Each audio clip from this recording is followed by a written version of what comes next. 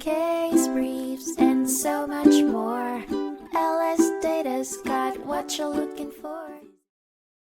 In Johnson v. Hicks, a 1981 case heard by the Oregon Court of Appeals, the court was called to decide whether an irrigation system installed on joint property was considered a fixture and part of the real property or personal property.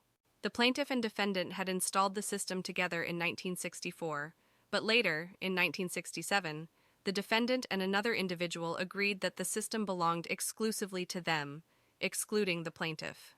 Personal animosities between the parties played a part in the dispute, and the plaintiff claimed that a portion of the system on her land belonged to her due to a divorce settlement.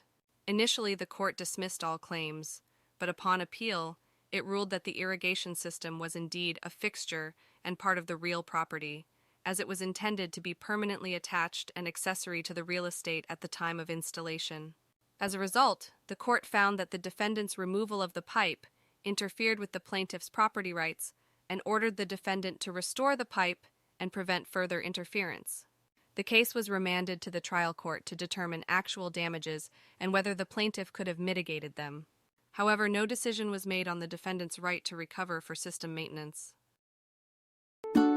Case briefs, and so much more.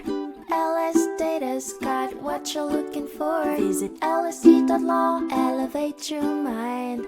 Leave the stress of class.